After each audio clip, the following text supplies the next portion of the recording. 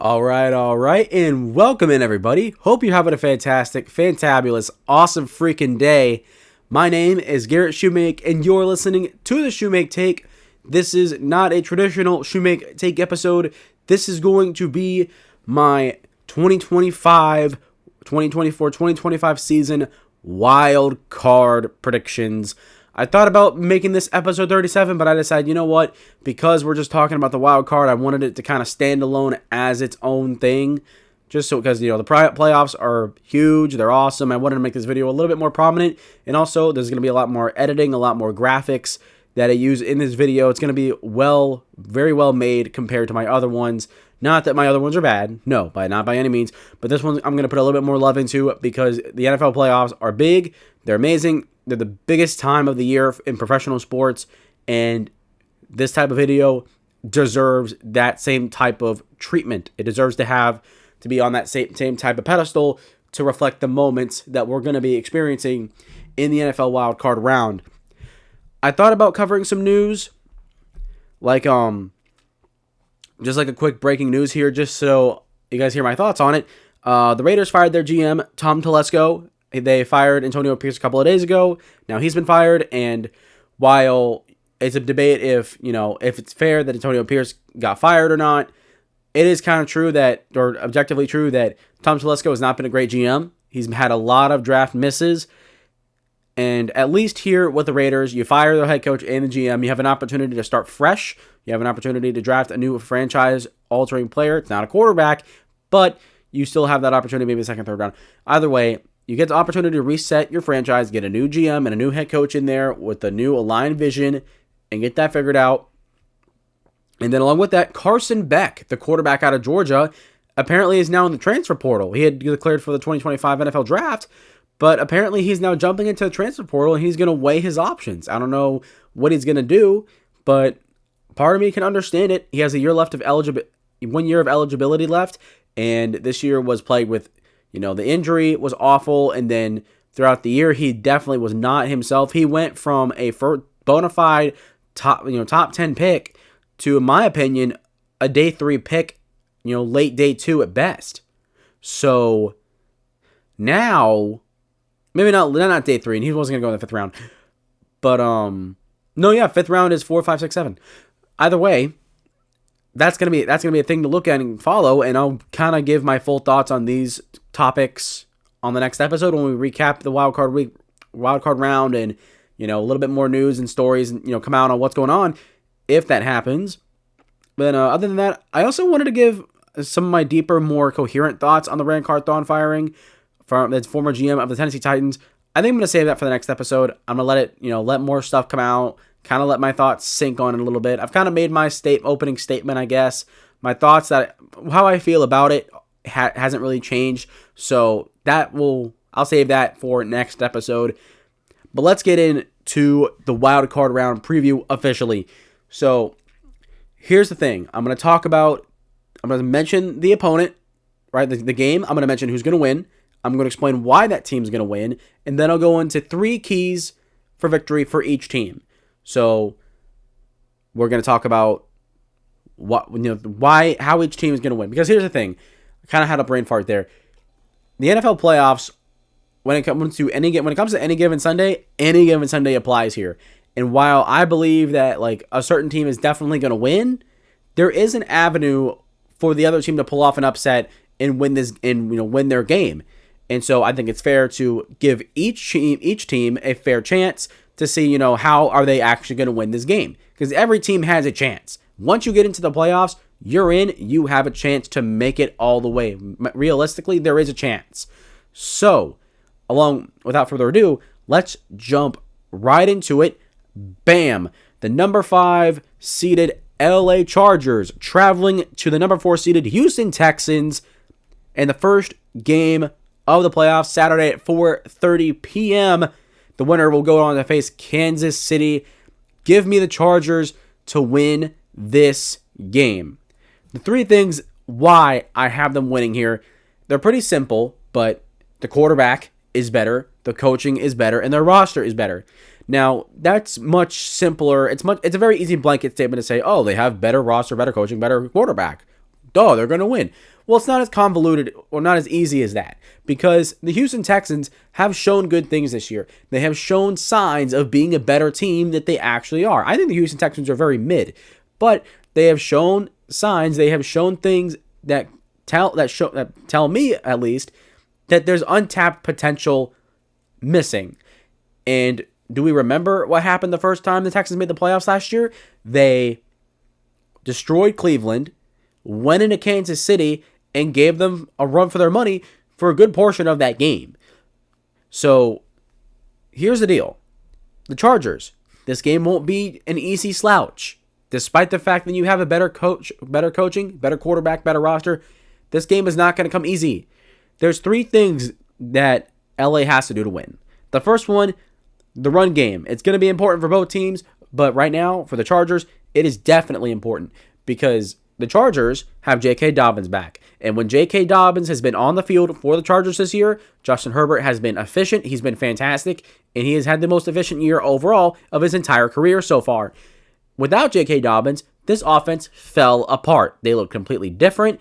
They could not sustain drives at all.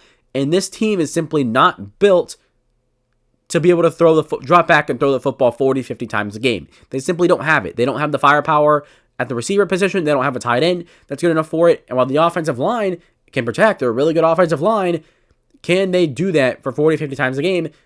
I don't think they can. They're not built for that. They simply don't have the structure for that to happen. That's not the philosophy, right? So the first things first, you got to get the run game going. Because in order for everything else to work offensively, it starts with J.K. Dobbins. So getting him going early and often matters a lot. Along with that, going into number 2, staying on the offensive side of the ball, got to get these guys in space. You got to get these quick dump-offs to Ladd McConkey, Quentin Johnson, scheme them open, get them open over the middle where they can run after the catch. You got to stretch this secondary thin. The Houston Texans secondary has not been very good this year. Derek Stingley Jr. has been the outlier. He's been one of the best corners in the NFL this year. He's been fantastic. And then aside him, Kamari Lassiter, the rookie corner out of Georgia, has played decent this year. Nothing great, nothing bad, but he is a formidable opponent. You know, at certain times, he's shown him he has potential, right? He's a rookie, but he's shown a lot of potential. That's what I was trying to get there. You got to get these guys in space. Ladd McConkey, while he's a separator, and he's a good route runner, he's not a guy that's like gonna, moss you. He's not a big X receiver. Quentin Johnston's not that either. He's a speed guy. He's a Z receiver. He's not going to be that guy. These guys are built to work in space. These guys are built to work after the catch. These guys are built to burn you down the field. So if you can spread the ball around, diversify their routes, and make sure that you stretch this secondary thin and wide so you can exploit matchups, get players open, that's how you're going to win this game. Running the ball and stretching this defense out wide and getting your receivers open out in space and really challenge this Houston Texans defense. And then the third key, going to the defensive side of the ball for the Chargers, you just got to play sound football. The Chargers defense have played great football all year round. Outside of a couple games, they have been one of the best defenses in the NFL this year outright. So all you got to do against the Houston Texans, which their offense has struggled, it has sputtered, and against a really bad Houston Texans offensive line, this is a matchup, scenario for the Chargers that really heavily goes in their favor. So as long as you can just play sound football, fundamental football, and just help this offense out, it should be fine. These are the 3 keys. It's not very complex here, but the Chargers are the better football team, and this is what they've done all year to win 11 games. So just got to do more of the same, and you should win here. If one of these things does not go well, you can't get the run game going, receivers aren't getting open, you can't sustain drives, and then defensively, you get a little bit leaky. You allow some passes to go over your head. You allow Joe Mixon to churn out a couple yards on you. It could very quickly go in the Houston Texans' favor. Like I said, if Houston goes up in this game by a significant amount, I don't know if the Chargers can come back. They're not built for that. They're not built to pass down the field 40 to 50 times a game. That's not who they are. So this game plan allows them to stick to who they are, stick to fundamental sound football, and pretty much do what they have all year. If they can stick with that and be able to do that, they're going to easily win this game. Now for Houston, the first things first, you have to get CJ Stroud into a rhythm. And giving this like a key 1.5, I would use a lot of bootlegs. I would use a lot of rollouts. Not just because you're going to get CJ Stroud into a rhythm, because you're going to get him in space, give him easy completions where a tight end, running back, receiver can run after the catch and do a little bit of the work themselves. You got to take pressure off this offensive line. You have to. This offensive line is not good. And against the Chargers defensive line, which has really good pieces, Joey Bosa is good. Khalil Mack is good. T.R. Tart is good. They have good players. And with the Texans, it's a matchup nightmare right here. These two sides of the ball, defensive line for the Chargers, offensive line for the Texans, it's a matchup nightmare, and it heavily goes in the Chargers' favor, like I mentioned just a minute ago. They need to get CJ Stroud in rhythm, get him comfortable so he can, deal with his pass rush a little bit better, get him into bootlegs, rollouts, get him comfortable, take some pressure off his offensive line, and that will help them do key number 2, which is overall to contain this pass rush. Don't let them leak. Don't let them get to Stroud. Let CJ Stroud cook, get him into a rhythm, get him comfortable, and everything should work itself out. Because if you can get in space, utilize screens, if you can slow down this pass rush and get a couple wins, throw in a couple tight ends and running backs to chip here and there, you have a solid formula to dig your way and, kind of drag your way to a victory. Now, the Texans, if they're going to win, this is how they're going to have to do it. They're just going to have to chip away bit by bit, slowly and surely. This is not going to be a game where they have a couple big plays, boom, and they take over the rest of the game. They're going to have to just chip away slowly and surely. That's how you beat really good football teams that are better than you. You chip away bit by bit. Don't let the moment get too big for you. And, of course, getting turnovers is useful. Turnovers are the great equalizer, so that would be fantastic. But the Texans necessarily don't have to do that, because if you can just chip away, do what you do best, and contain this pass rush and get CJ Stroud into a rhythm, boom, you're fine. Defensively, stop J.K. Dobbins. You have to stop the run. Like I said, when J.K. Dobbins has not been on the field for the Chargers, this offense is not the same. It's simply not the same. So if you can eliminate this run game with J.K. Dobbins, who's only been a couple games back from injury, hasn't played necessarily great like he was earlier in the year, there's an opportunity here. You got the best edge rush duo in the NFL with Will Anderson and Danielle Hunter.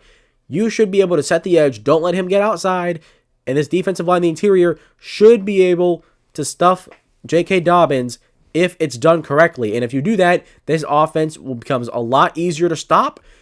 And along with helping out your offense, this are the 3 keys that Houston needs to win this game. I think that the Chargers, I said, are going to win, but this is the formula that Houston is going to have to take if they're going to win. Moving on to the number 6 seeded Pittsburgh Steelers traveling to the number 3 seeded Baltimore Ravens. The Ravens, I'm going to change this up a little bit. I'm not going to pick the winner. I'll tell you the winner at the end. But the Ravens, if you're going to win this football game against Pittsburgh, you got to run the ball really, really well. In their 2 matchups, they went 1-1 against each other. And the game that Baltimore lost, they couldn't run the ball. And the game that they won, they could run the ball. It's as simple as that. If Derrick Henry does well and Lamar Jackson does well running the football himself, that is a great formula because you're going to be sustaining drives. It's going to be easier to throw the football down the field because Zay Flowers will be out for this game. You have to help out these receivers, help out these tight ends as much as you can. And that starts with being able to run the football well. Number 2, you have to stop the run on defense. You have to limit Najee Harris and Jalen Warren on that side of the ball.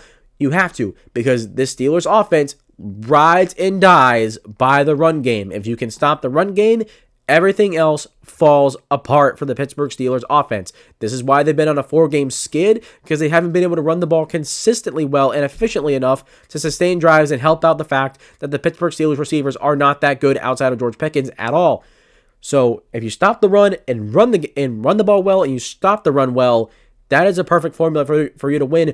And then the third one, minimize your penalties. This game is going to be rough. It's going to be chippy. The Steelers and Ravens rivalry is the most intense, chippy, angry rivalry in all the entire NFL. Straight up. There's always a fight that happens. The players get brawling. It is a very high tension game. So in times like these, you have to execute well and minimize penalties. The Ravens have been bad at getting penalties all year long. They've cleaned it up for the most part here in these last few games of the year. The last game of the year against Cleveland, they had plenty, which wasn't encouraging, but for the most part, they've cleaned it up.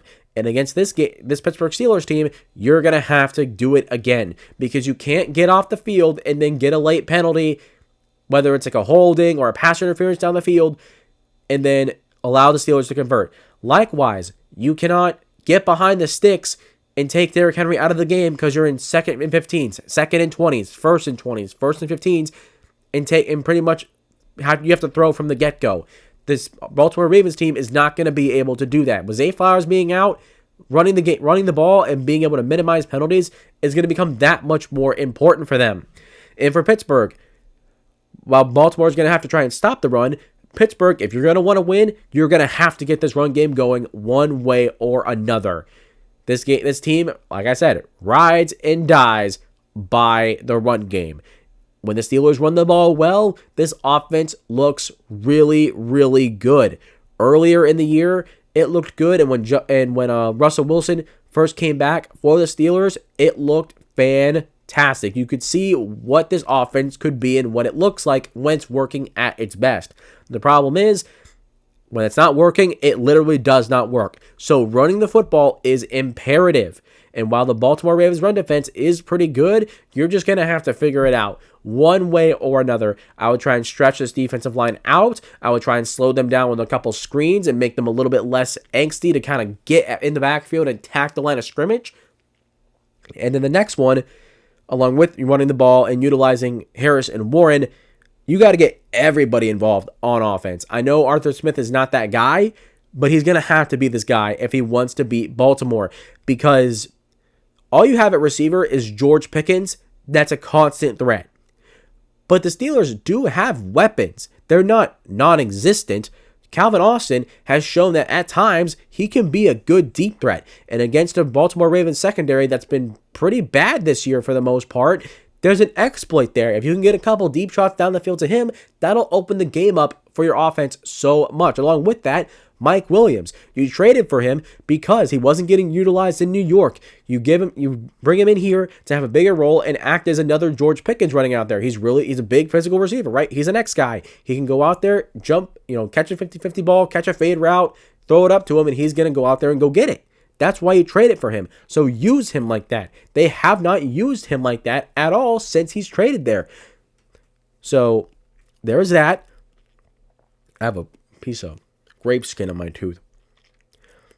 But anyways, you're going to have to utilize everyone on your offense. You're going to have to throw the entire kitchen sink at this Ravens defense because they are going to sell out to stop the run. You're going to have to get this run game going, and the receivers, you're going to have to get everybody involved in any way you can because you can't just run the ball and throw it to Pickens. That's not going to work. That's simply not going to work.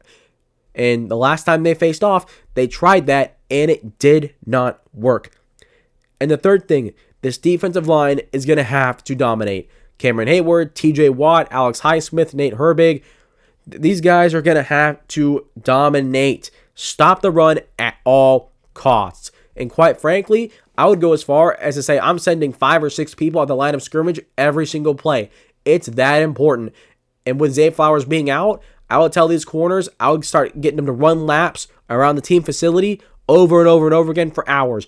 And I would tell them with the one message, be prepared to run with these receivers all game long because we're going to be sending pressure all game long. They're going to send pressure at Derrick Henry and plug up all the holes. You're going to send pressure at Lamar Jackson and try and contain him in the pocket and limit his dynamic running ability.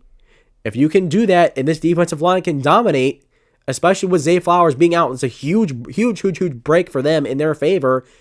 They can turn the ball over. They can prevent the Ravens from sustaining drives and get the ball back for their offense and giving them more opportunities to set things up and go down the field and score. If the Steelers can do that, they can win this game. But who do I have winning? I'm going to have the Baltimore Ravens winning this game.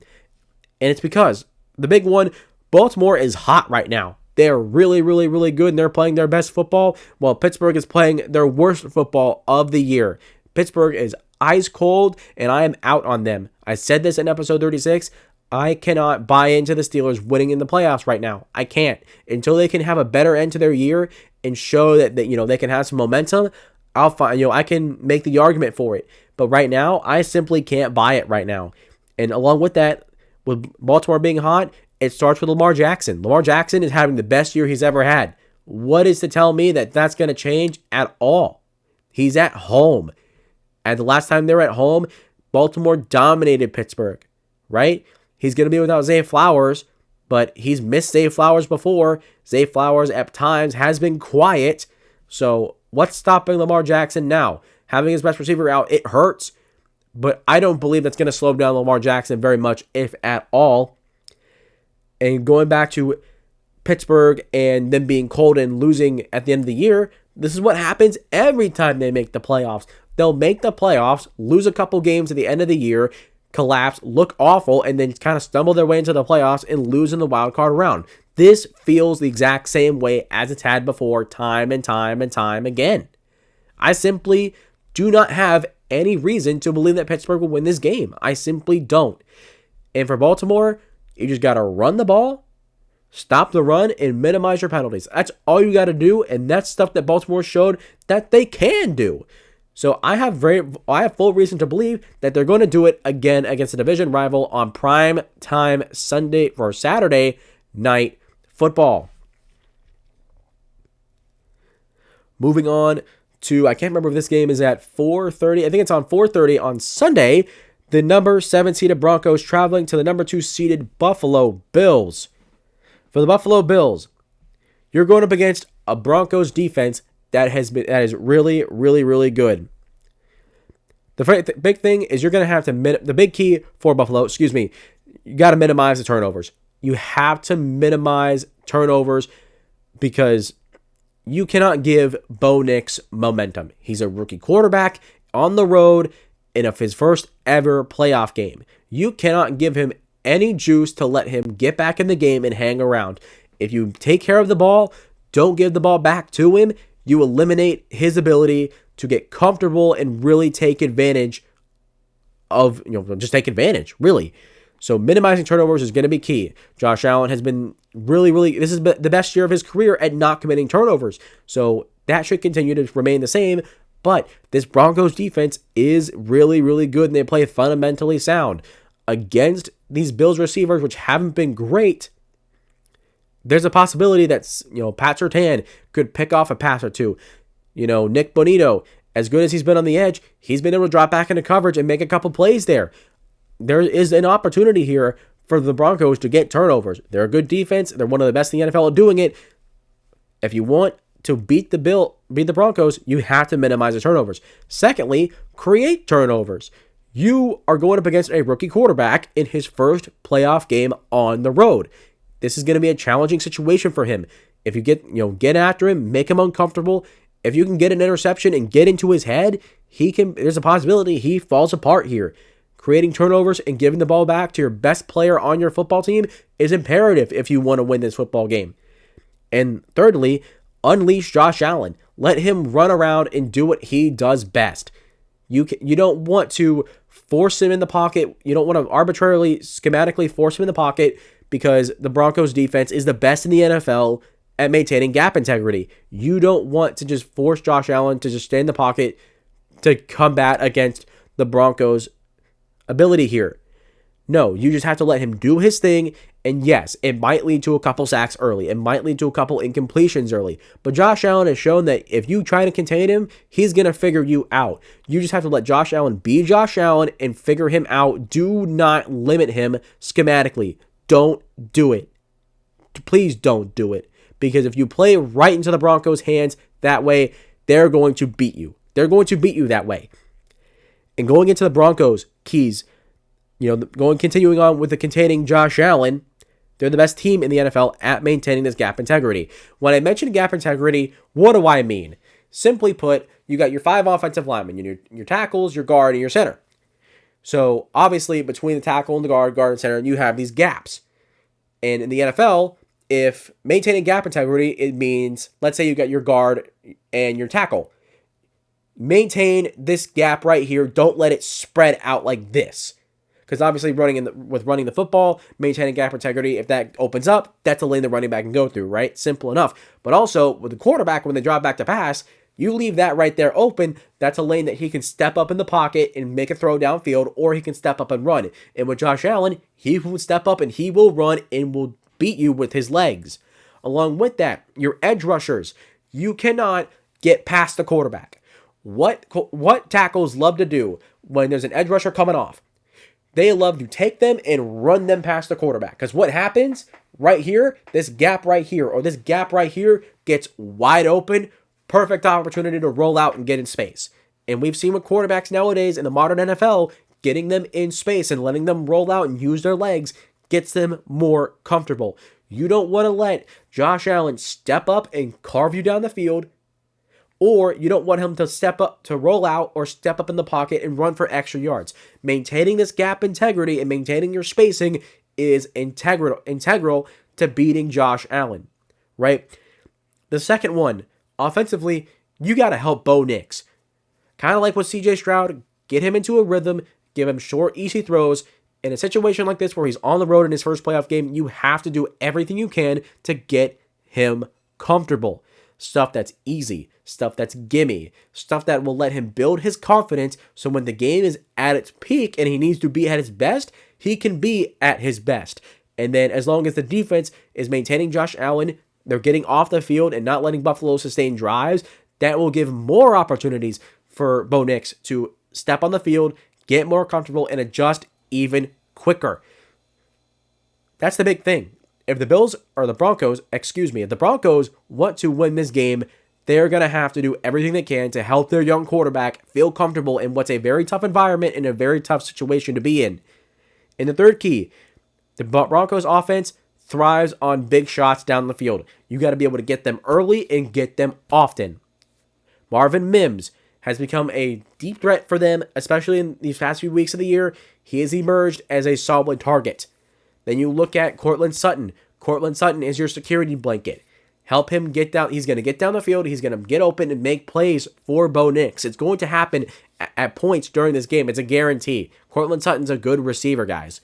So being able to take these shots down the field, which is what the Broncos offense and passing game thrives on, they need to do that early and often. It all goes together because if the defense can contain Josh Allen and get them off the field, create more opportunities for Bo Nix to get comfortable, will allow this offense to create the big plays down the field that their offense entirely thrives on, so Bo Nix can play at his best.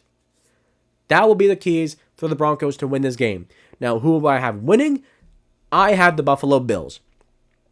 Simply put, the Bills are going to win. The big one is Josh Allen. He's the better quarterback. Also, this offense, while the skill position players aren't great and this defense for Denver matches up well, the Bills are one of the best teams in the NFL at utilizing their strengths and maximizing their strengths and highlighting that. This Bills team is great after the catch. They're great at getting Khalil Shakir in space. They're great at getting Curtis Samuel in space, right? They utilize their running backs very, very well. The Bills offense is all about spacing. It's all about spacing, and they know how to use their players to the best of their ability. And against a Broncos team that is very good, they have a great, great defense, right?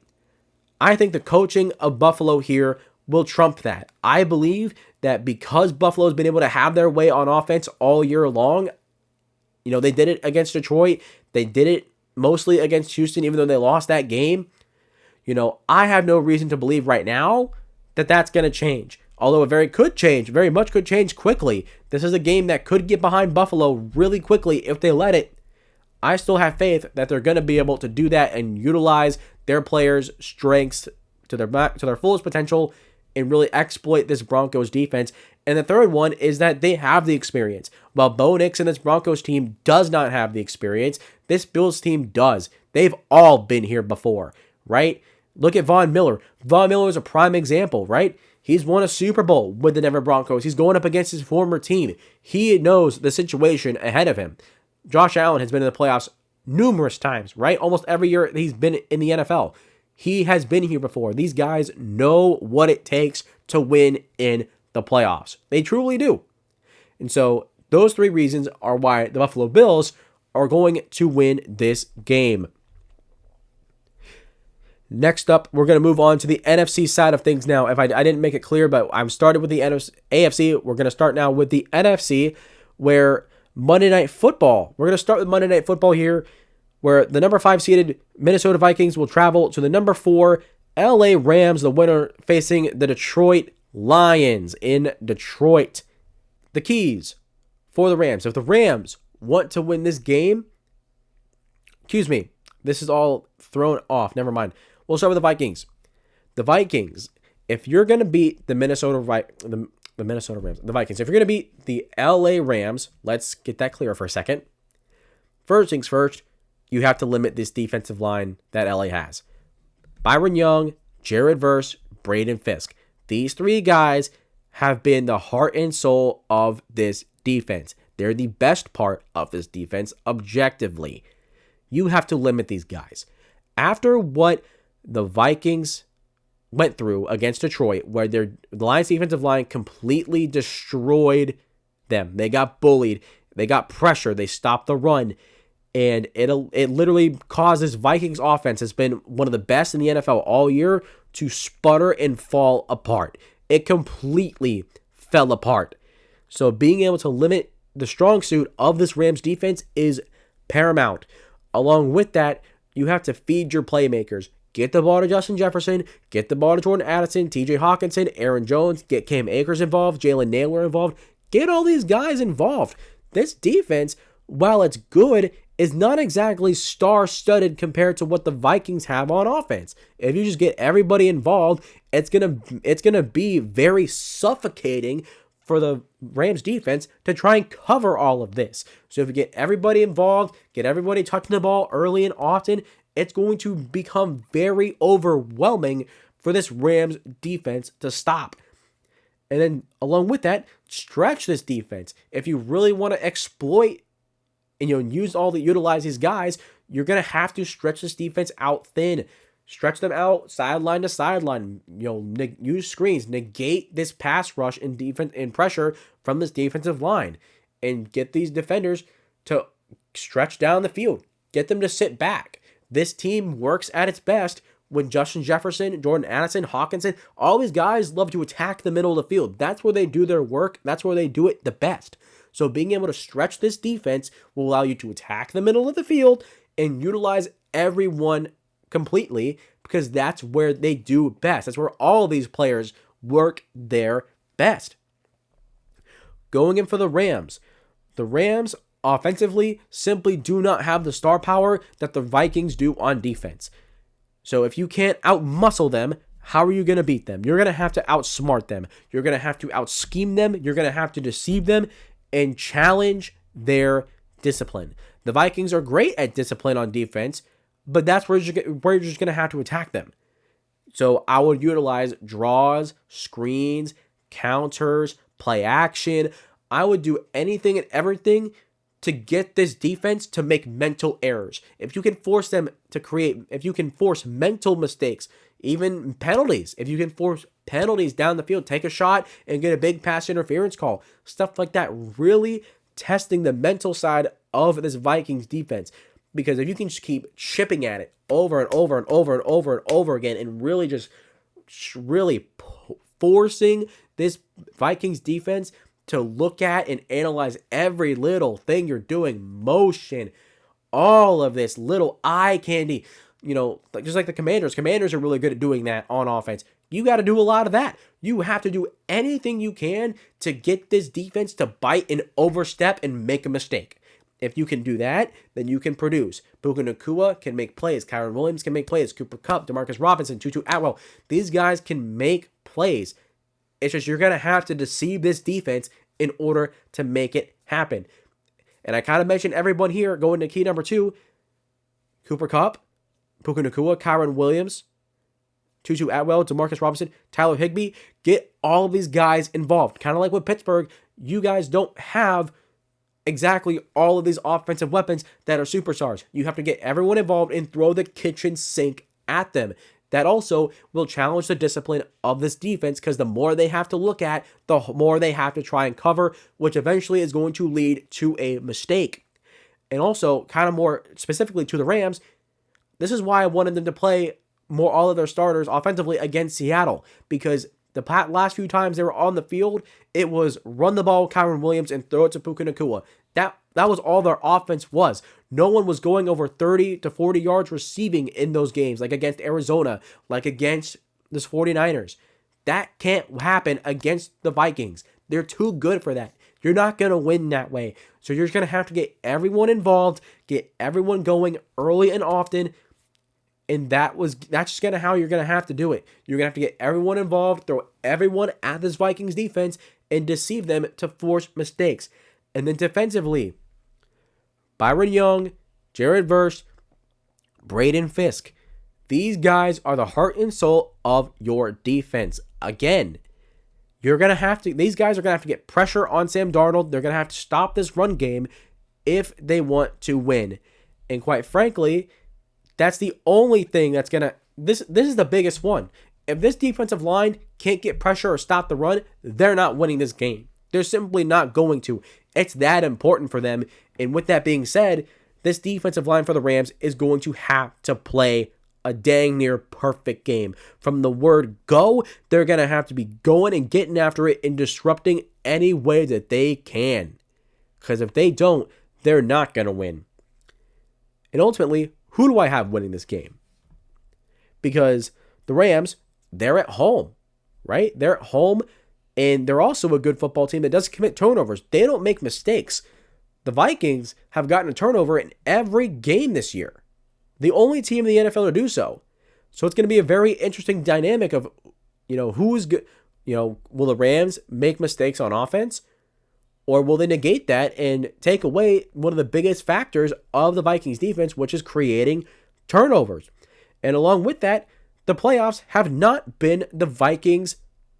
It's not been home for the Vikings. Obviously, years upon years upon years of playoff heartbreak, and with the loss in Detroit to end the year, as terrible as it was, those playoff demons are coming. The playoff demons are coming. Might need I remind everybody, 2022, you lost 31-6 at home to the New York Giants, the one year that Daniel Jones actually looked like a competent quarterback. 2019, you lost 27-10 on the road against San Francisco.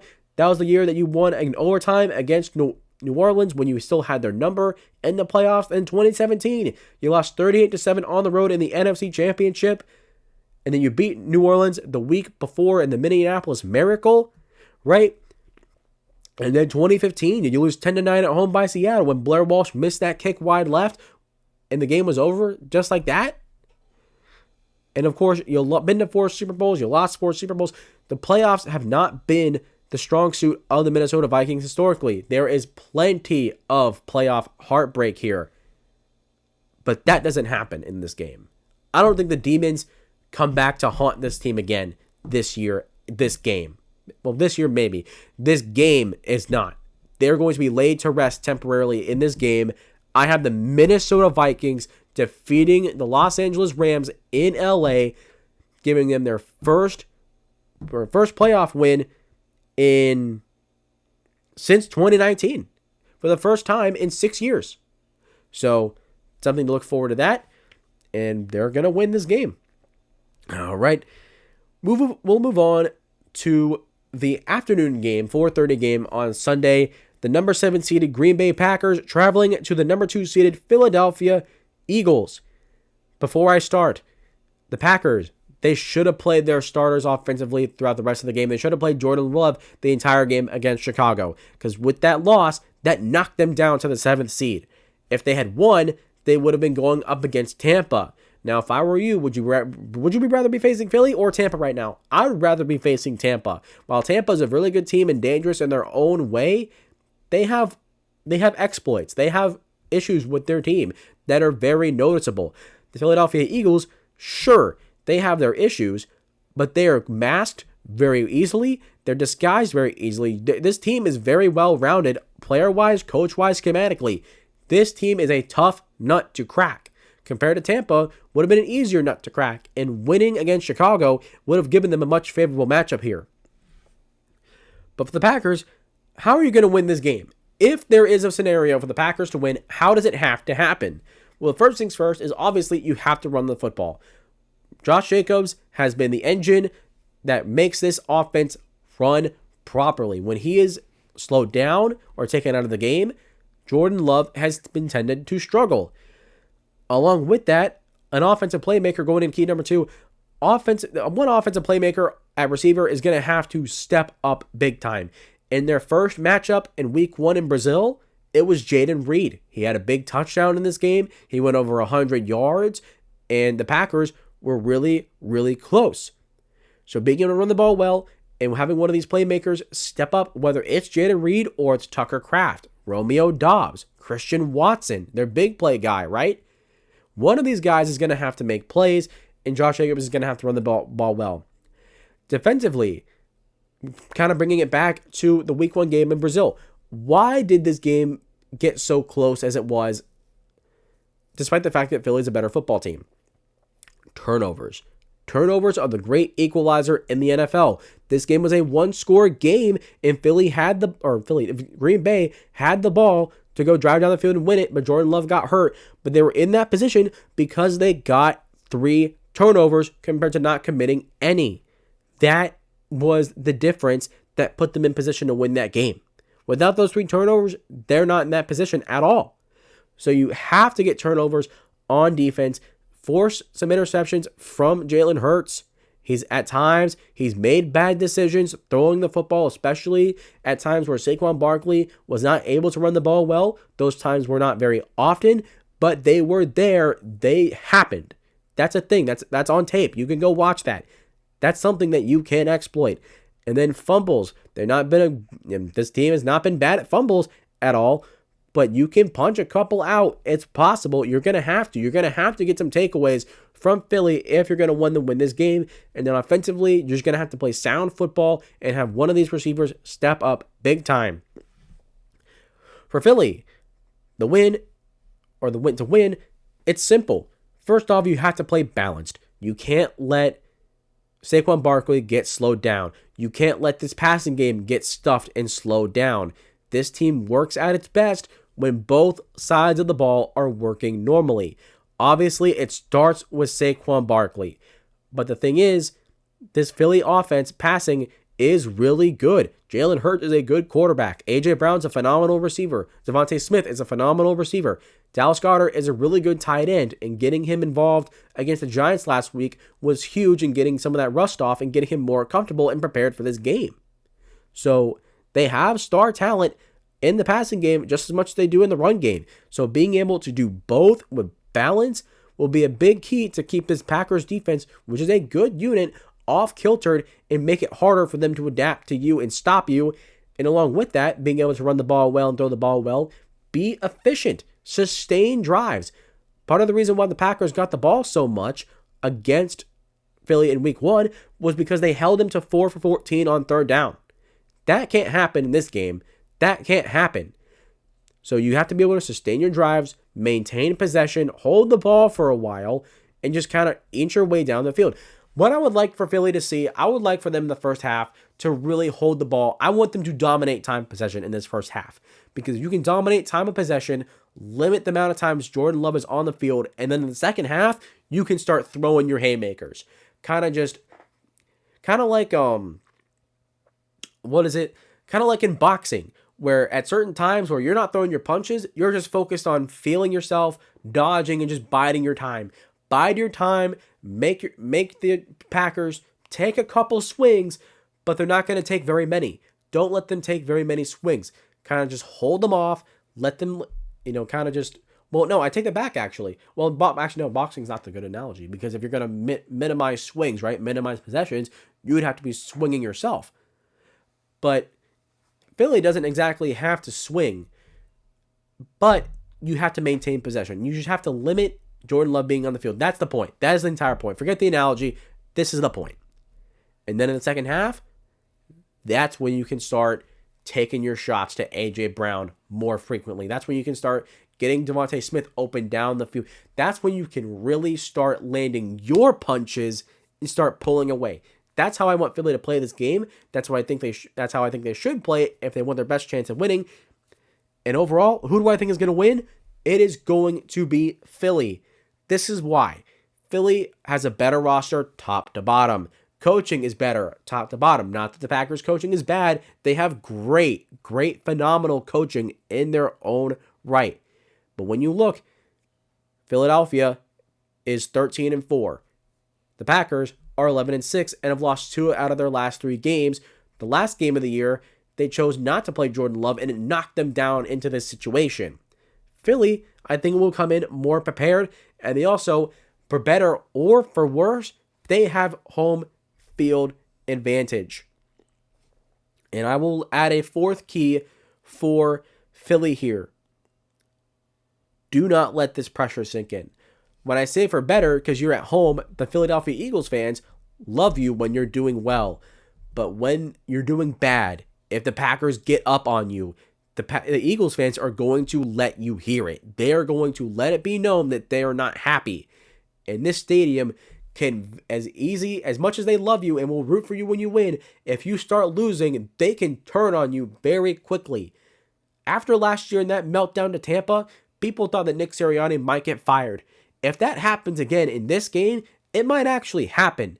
So do not let the pressure of having to perform sink in to your game plan, sink into you mentally, because that would just create disaster for your team.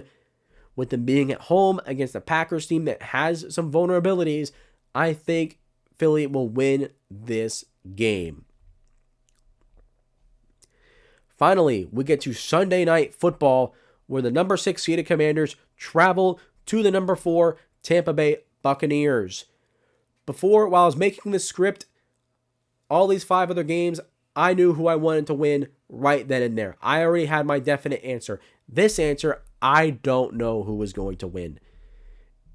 And here's the thing. This game is going to come down to 4 things.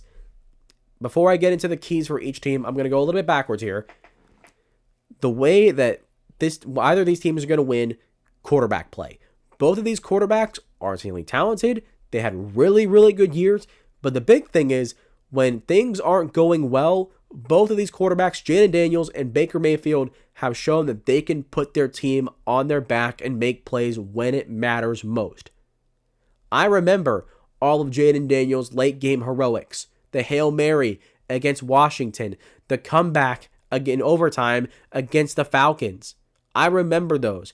And for Tampa, while it ended in a loss, I remember Baker Mayfield on a 4th down stiff-arming Nick Bosa to convert that 4th down. Stiff-arming one of the strongest, best pass rushers in the league to convert a 4th down.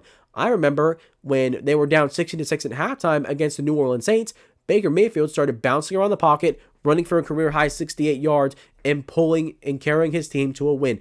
I remember this. I remember all of this from these 2 quarterbacks, and they're going to need to do that in order to win. Whoever makes more plays at the quarterback position is simply going to win.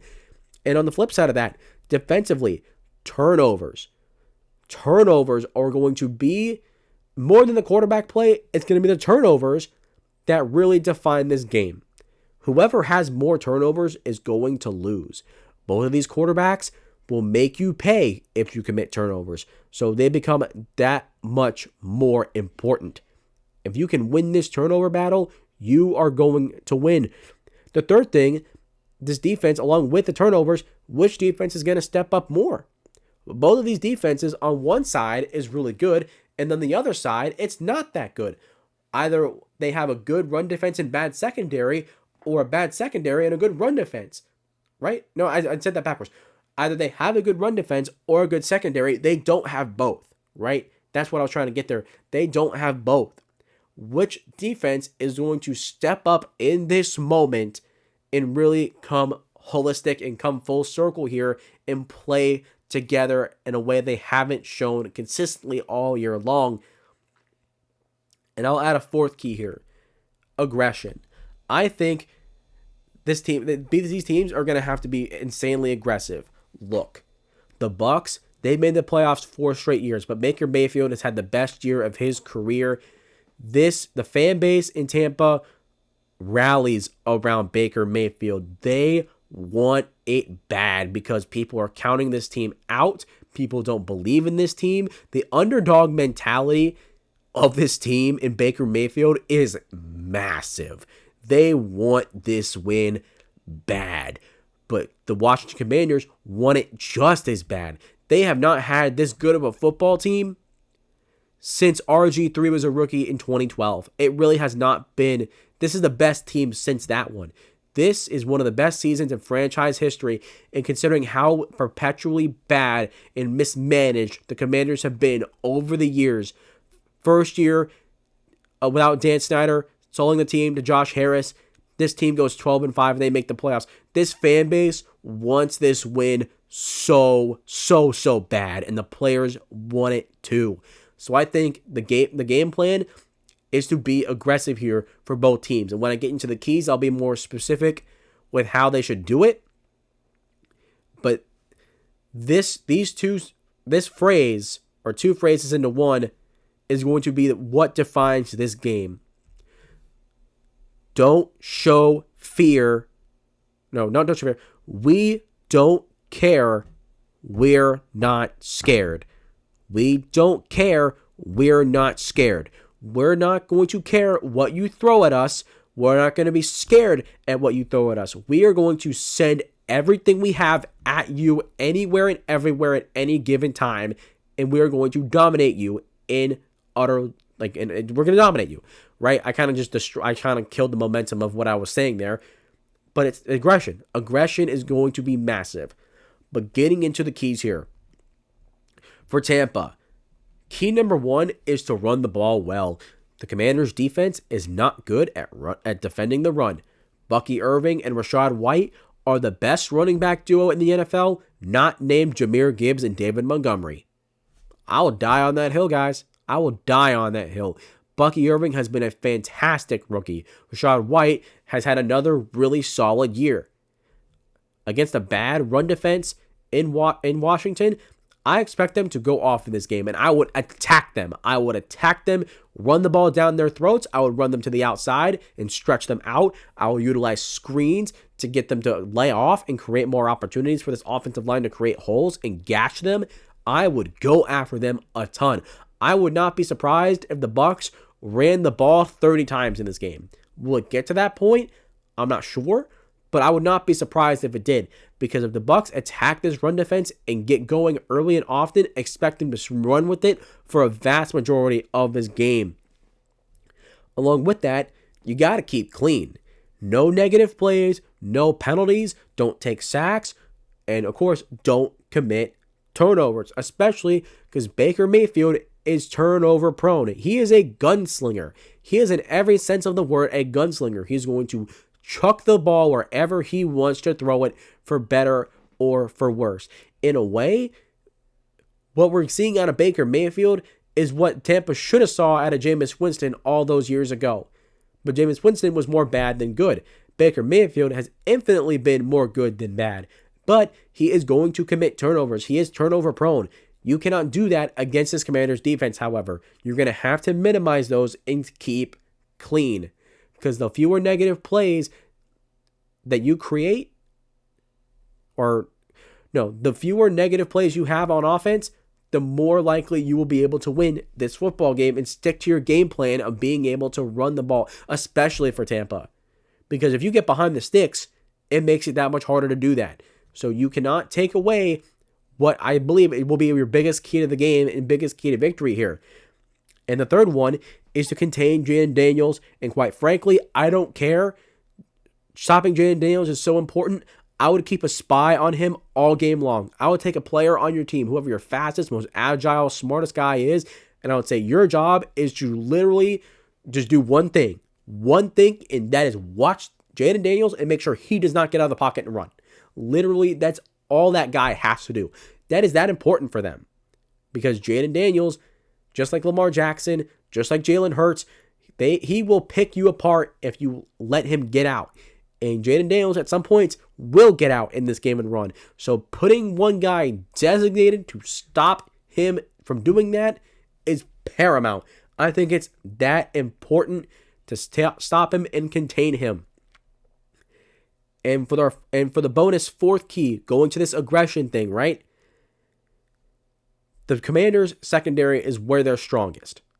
Going into, we don't care, we're not scared. First play of the game, I want Tampa to run play action and threaten this defensive line early, drop back, and take a shot to Mike Evans. I don't care if it's complete, incomplete, or if there's a penalty. It does not matter. I want Tampa to send a message here to be aggressive that we don't care that your secondary is good. We're not scared to take shots and test you deep. Because even if it's incomplete, it's going to send the message. But if you throw it down the field and you get a pass interference call, or Mike Evans, you throw it up to him and he makes a big catch on the first play of the game, that momentum to swing in your favor early will be huge. Because at that point, if that happens early on in this game, if that happens, if you get a pass interference call or the pass is complete, I would start throwing shots early. I would start throwing everything you have early and just lay it all out there. Lay it all out there and say, we're going to throw the kitchen sink at you. Good luck trying to stop it. And taking that shot on the first play of the game will send that message. And for the Commanders, going into it, attacking weaknesses. While the Bucs defense is good at stopping the run, they're not good at stopping the pass. I would attack this secondary. I would take your shot to Terry McLaurin, get him involved, get Zach Ertz involved, Alamanade Zacchaeus, get him involved, right? The Commanders have weapons. Luke McCaffrey, get him involved. Attack this secondary. Not only take shots down the field, but make them have to come up. Make them make plays in the backfield in the run game. Make them make swing passes out to your running backs and make them have to step up to make an open field tackle. Get them to get closer to you. Because if you can get them to get closer to you, you are going to bust the top off of this defense. If you do it right, that's exactly what's going to happen. And secondly, the second key is exactly the same as Tampa. Keep clean, no negative plays, don't take sacks, don't turn the ball over, don't commit penalties. Because the Commanders, penalties-wise, have had some games where penalties almost killed them. Remember the Falcons game? That game, their defense almost actively tried to lose the game because of how many penalties they were committing, and they were behind the sticks so many times. That can't happen against Tampa.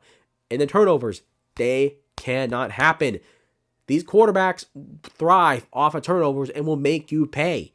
So for the Commanders, the rule stays the same. Keep clean, no negative plays, don't turn the ball over. And the third key, specifically for this defense, force turnovers. While Tampa, yes, they also have to commit turnovers, and get the ball away from Jaden Daniels. It's even more paramount for the Commanders' defense because Baker Mayfield is more turnover prone. They're more turnover prone. If you get these turnovers, that will help you win a lot. The team that wins the turnover battle is going to win this game objectively and outright. Even if it's by one, the team that has more turnovers will win this game. It's simple. It's really simple.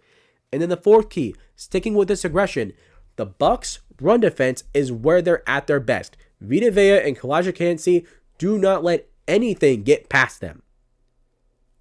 But if you're the Commanders, we don't care.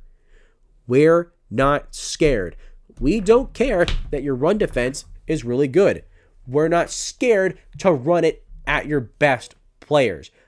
First play of the game for the Commanders, I would run a draw. I would run an outside run. I would even an inside run. Screw it. Go an inside run. Get a fullback in there. Run an ISO. Run a dive.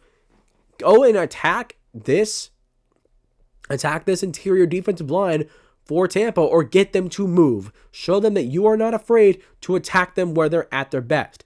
Same thing here with Tampa and taking a deep shot to Mike Evans. if you can, even if you get stuffed and it's like a 1 or 2 yard gain, you send a message that you're going to do it and you're not afraid to try it. And then if it pops, if that's the thing, like this first play of the game for Tampa and for Washington on offense is going to, quite frankly, I'd go as far as to say that it's going to determine, or it's going to play a lot of influence on what this game is going to happen, on how this game is going to play out. Because if they can do that and that aggression hits early, straight up, you have to send everything you got. At that point, it's just take the gas pedal, get some Gorilla Glue, slam it to the floor, super glue it, make it stuck, and do not let it get up for both of these teams. Take that gas pedal. If those 2 opening plays hit for them, take the pedal, slam it down, and do not get up. Because if you let up at least a little, then the game will slow down, and you don't want that. This game has to be aggressive, it has to be hard, it has to be fast for both of these teams, because these fan bases, these players, these coaches want it bad more than ever. With all of that being said, who do I have winning this game? As much as my gut is wanting to tell me the Washington Commanders because they're a better football team, something tells me that we're in for a classic.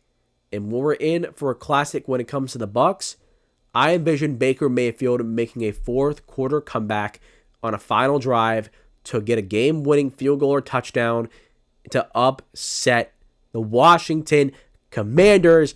Give me the Tampa Bay Buccaneers to win this game. I think the quarterback play, Baker Mayfield's going to have a heck of a game. I can guarantee that he's going to have a heck of a game. Turnovers. He might have a couple of turnovers in this game, but his defense is going to step up and help him out. And aggressive, I think they take their shots and attack this secondary. Even if it's not the first play of the game, they're going to take their shots and test them a lot. I think they're going to really show their teeth and go after this defense in every way possible. And ultimately, in a game that I think is going to be back and forth, it's going to be intense. There's going to be big plays on both sides of the ball from both teams. I think Baker Mayfield is going to have the ball last, and he is going to drive down the field and win it for Tampa Bay. They're at home. Everything is in their grasp of winning here, and I think that is what is going to happen. That concludes my NFL 2025 Wild Card preview. Let me know your guys' thoughts down in the comments down below. Thank you so much for watching. Make sure you do whatever YouTuber tells you to do, guys. You know the drill. Like the video, hit the subscribe button. Hitting those 2 buttons helps the channel tremendously into growing this show and to spreading my outreach and spreading my love for football to more people in the world. I want to share this passion with as many people as possible. So hitting those 2 buttons helps a lot. It only takes a couple seconds. It's free. And if you don't like the content or you want to move on, you can always change your mind and unsubscribe. But for now, please do it. I would appreciate a lot. It means a lot. And also make sure you share the video, of course, whether you're sharing it on social media or sharing it on via word of mouth. Getting everybody locked in and locked onto the Shumake Take podcast is important because the playoffs are here. We are at the best part. I don't even care about that. We are at the best part of the year of the NFL season. The playoffs are where teams are going to show everything that they got. The games mean the most. They're going to be the best football games, better than almost any regular season game. It is going to be good. This is going to be huge. So get everybody that you can locked into this podcast because I will be coming at you guys with great content twice a week, every Tuesday and Wednesday at 8 a.m. And I will see you guys on Tuesday at 8 a.m. to recap what the heck happened in all of these games. And I will see you guys. Wait, pause. Monday Night Football. There's a Monday Night Football. You guys won't see me on Tuesday because I'll be watching the game and I won't have time to record and do all that because I have other responsibilities. So I will see you guys on Wednesday at 8 a.m. to recap NFL Wildcard Weekend. And until then, guys, hope you guys enjoy this video. Enjoy the NFL playoffs. They're going to be fantastic. So until then, guys, I will see you next time.